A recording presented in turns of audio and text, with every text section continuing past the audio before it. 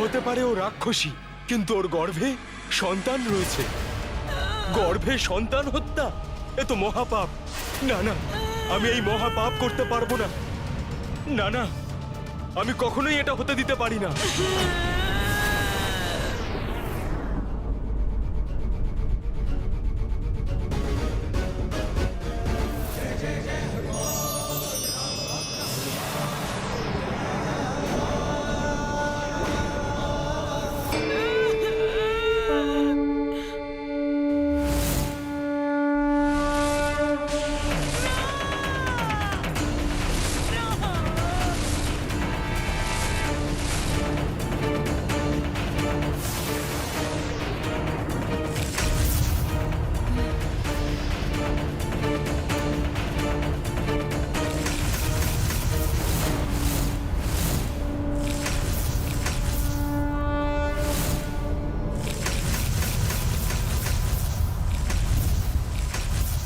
পবিত্র হৃদয় হনুমানের নিজের শত্রুর রাক্ষসীর গর্ভে পালিত হওয়া নির্দোষ ওই শিশুকে রক্ষা করতে গিয়ে মহাঘাতক শূলের আঘাত নিজের ওপর নিয়ে নিয়েছে সে।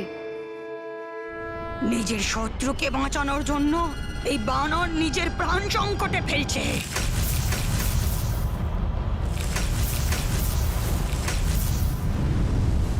যদি ওই রাক্ষসী শুল্কার হৃদয়ে বিন্দুমাত্র মমতা থেকে থাকে, তাহলে ও অনুভব করতে পারবে যে হনুমানের ওপর প্রতিশোধ নেওয়ার ওর এই সিদ্ধান্ত অনুচিত ছিল। কারণ হনুমান শ্রেষ্ঠ ধর্মের পালন করেছে।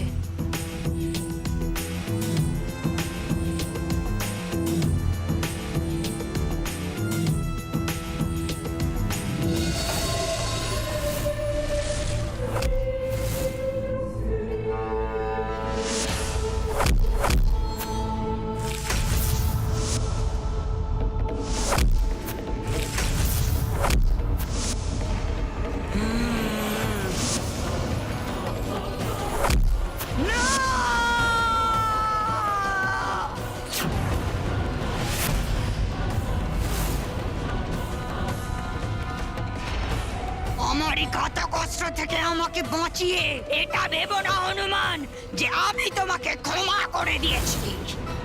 প্রতিশোধ তো আমি তোমার কাছে নিয়েই ছাড়বো। তোমাকে বধ করার জন্য আরো ঘাতক অস্ত্র প্রয়োগ করব। আর তারপর রাম আর লক্ষ্মণকে বধ করব।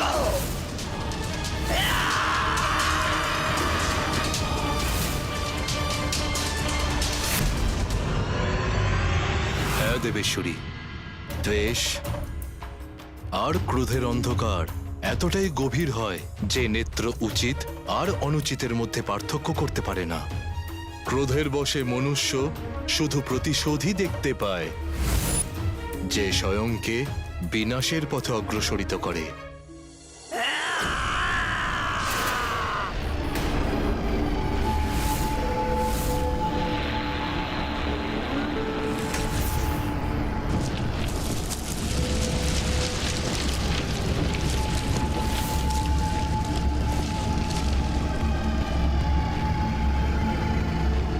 এবার এই রাক্ষসী কি করতে চলেছে?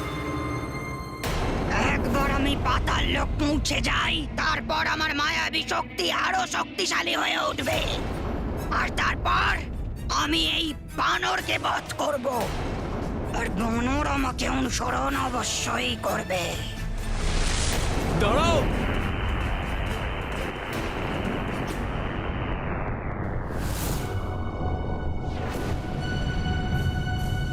ইনি কে আর কেন আমার উপরে প্রতিশোধ নিচ্ছে?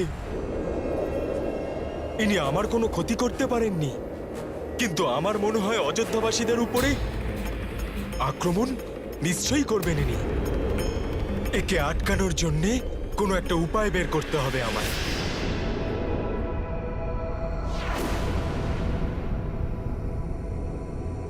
জয় শ্রীরাম।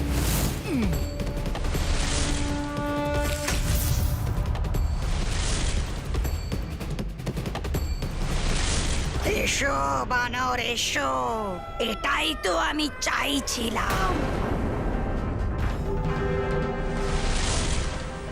এখন তোমাকে এই শুল্কার মহাভয়ানক মায়াবী জালে চড়ানো থেকে কেউ বাঁচাতে পারবে না।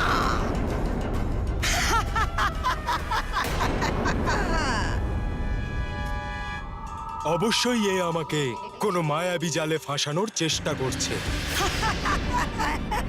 আমার শীঘ্রই ফিরে যাওয়া উচিত।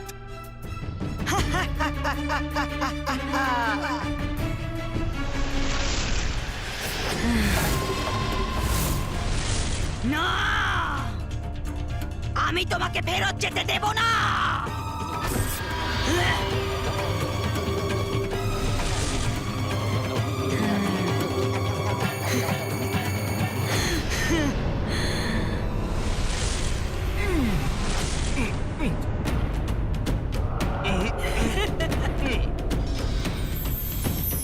এই ধোঁয়ার মতো কি এটা? আমার পাকে আবদ্ধ করে দিয়েছে।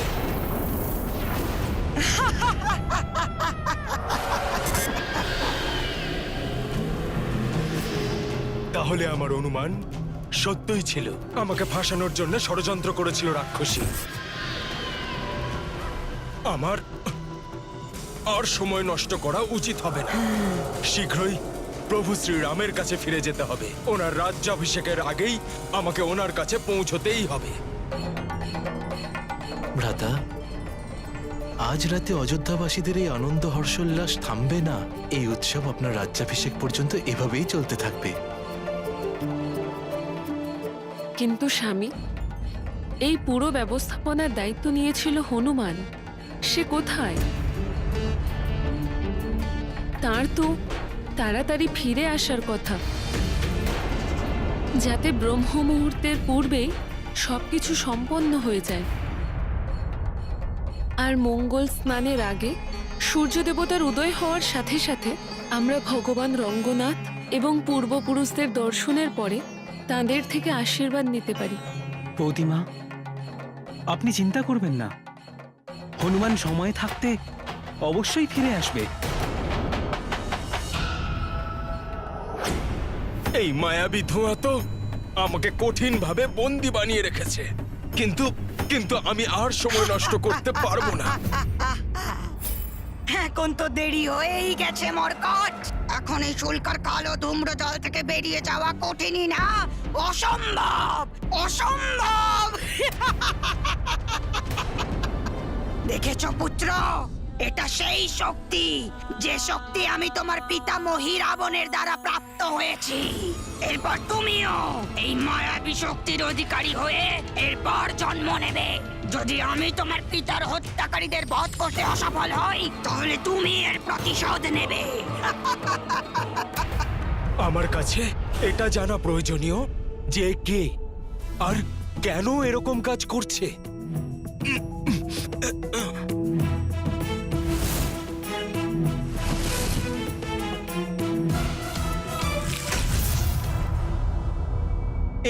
কোথায় এসে গেলাম আমি?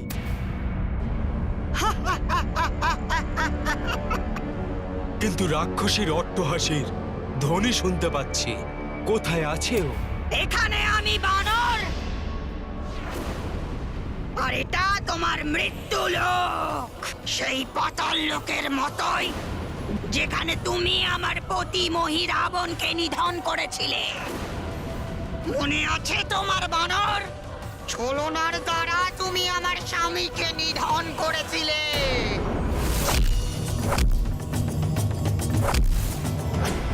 সামনাসামনি লড়ার সাহস নেই তোমার, তাই ছলনার দ্বারা নিধন করেছিলে আমার স্বামীকে।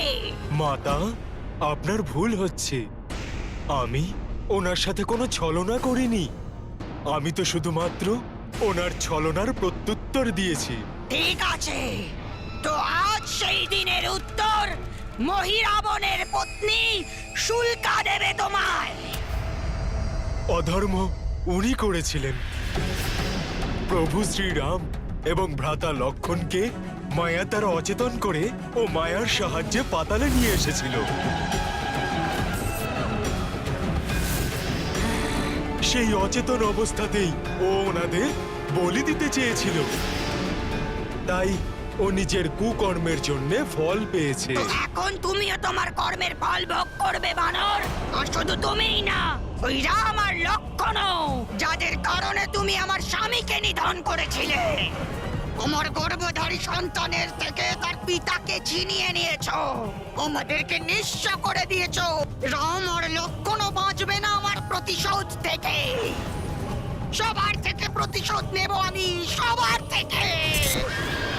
প্রতিশোধ কোনোদিনও শান্তি দিতে পারে না। আপনি সত্যকে চিনুন, ধর্মের সাথে পরিচিত হন। প্রতিশোধের মনোভাবনা আপনার এই হৃদয় থেকে বের করে দিন, তখনই আপনি আপনার জীবন শান্তিতে অতিবাহিত করতে পারবেন। শান্তি না, প্রতিশোধ। আর এই প্রতিশোধের জ্বালা তোমাকে নিধন করেই মিটবে বানর। যুদ্ধ করো আমার সঙ্গে। না মাতা, একদমই না। আমি কোন স্ত্রীকে আক্রমণ করতে চাই না। আর তার উপর আপনি তো মাতার স্বরূপ,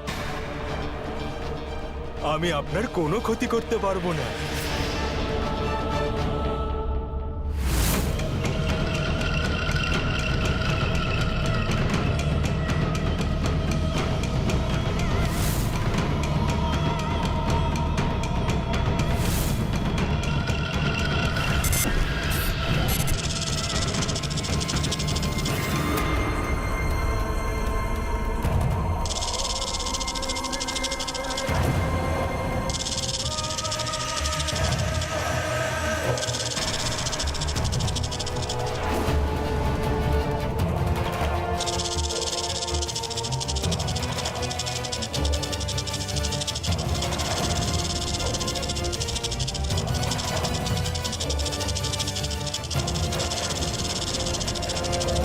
এতক্ষণে তো পুত্র হনুমানের চলে আসার কথা। এই কাজের জন্য এত সময় তো কখনো লাগে না। হনুমান নিজের কাজ সম্পূর্ণ করেই আসবে। কার্য সম্পূর্ণ না করে সে কখনোই নিজের স্থান ত্যাগ করে না। প্রভুর কার্য সম্পন্ন করে আমায় শীঘ্রই ফিরে যেতে হবে। সেই জন্য আপনার কাছে অনুরোধ করছি যে আপনি আপনার প্রতিশোধের আগুনে নিজের মমতাকে পোড়াবেন না। গর্ভে স্থিত শিশুর ওপর মাতার সমস্ত ভাবনা, সব কর্মের প্রভাব পড়ে মাতা। মাতা, তাই আপনি দয়া করে শান্ত হয়ে যান। নিজের সন্তানের ভবিষ্যৎ নষ্ট করবেন না। অনেক হয়েছে এই শান্তির পাঠ। এখন নিজের মৃত্যুর জন্য প্রস্তুত হয়ে যাও। বৃশ্চিকেরা, আক্রমণ করো এই বানরকে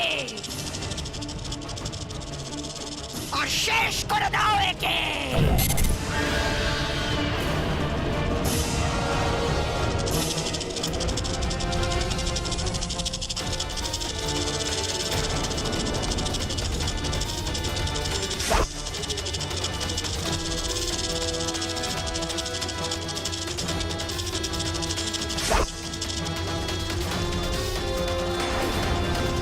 অনেক লাফালাফি করছে এই বানর, শেষ করে দাও একে।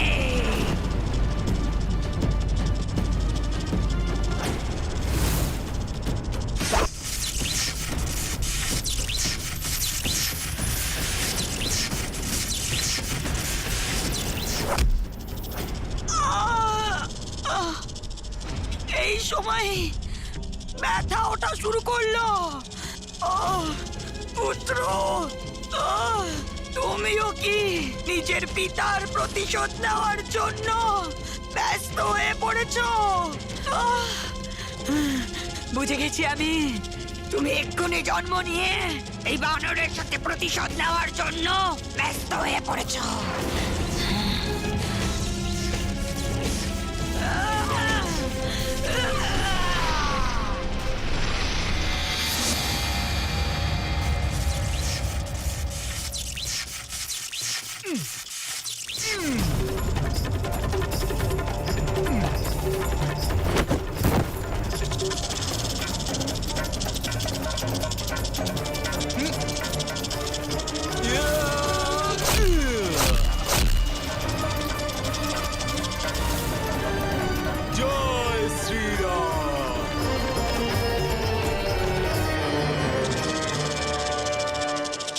রাক্ষসীকে আর দেখতে পাচ্ছি না।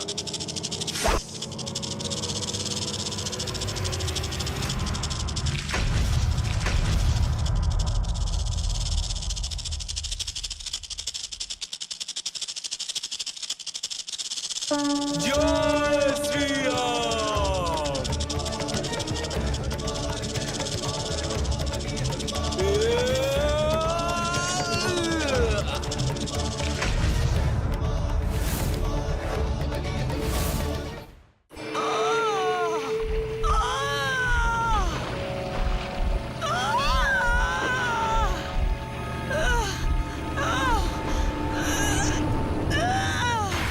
তোমার জন্ম নেওয়ার সময় এসে গেছে পুত্র।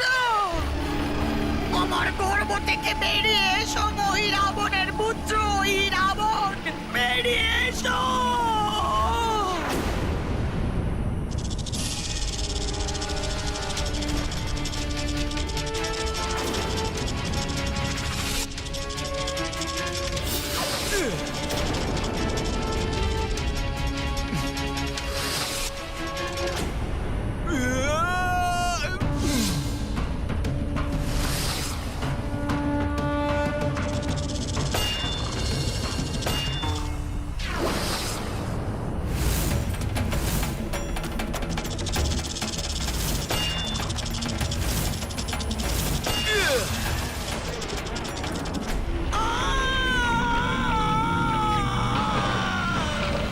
নিজের পিতা মই রাবণের মৃত্যুর প্রতিশোধ নাও।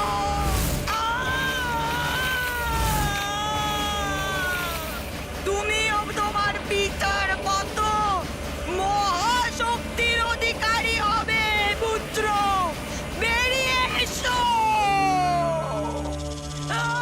এই কণ্ঠস্বর, তার মানে রাক্ষসী তার পুত্র সন্তানকে জন্ম দেওয়ার চেষ্টা করছে।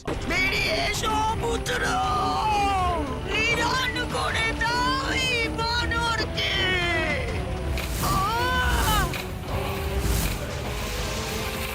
এই মায়াবী রাক্ষস সবকিছু করতে পারে।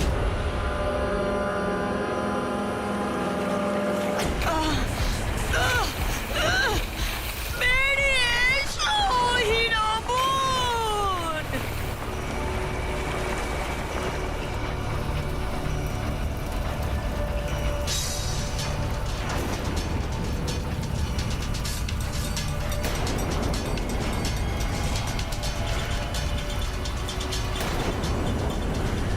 ওই রাবণ!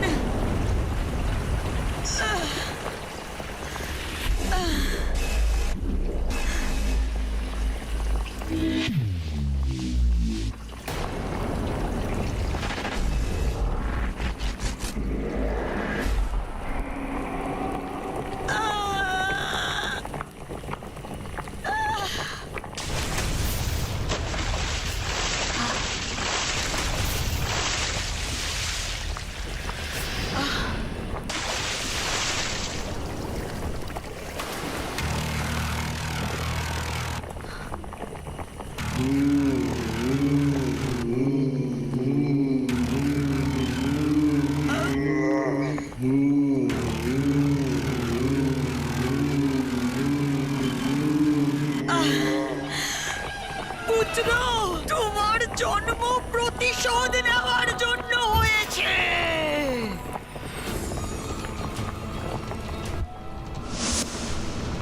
নিজের পিতার নিধনের প্রতিশোধ নাও পুত্র।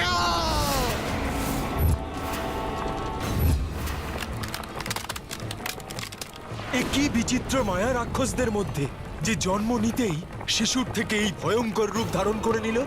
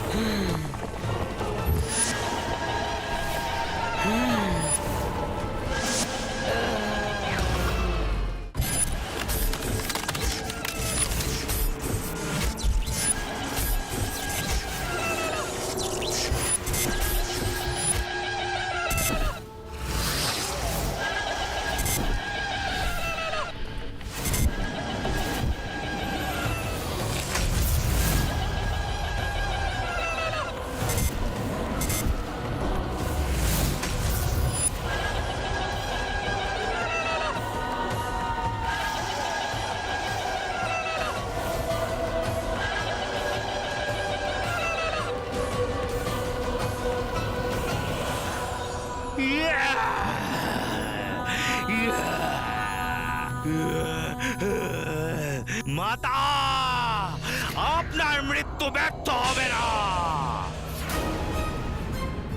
আমি অহিরাবণ, আমার পিতা মহিরাবণের মৃত্যুর প্রতিশোধ আমি নেব। মাতা, ওই ওই মর্কট বানরকে বধ আমি করব।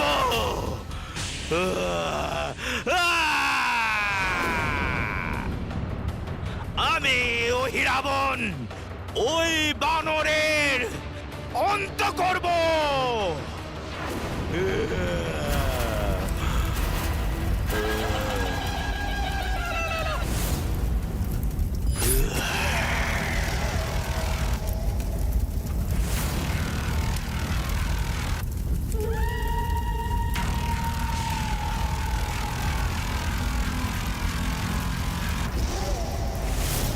নিজ স্বার্থের জন্য সন্তানকে কাজে লাগানো উচিত নয়, অন্যথায় পরিণাম বিপরীত হতে পারে।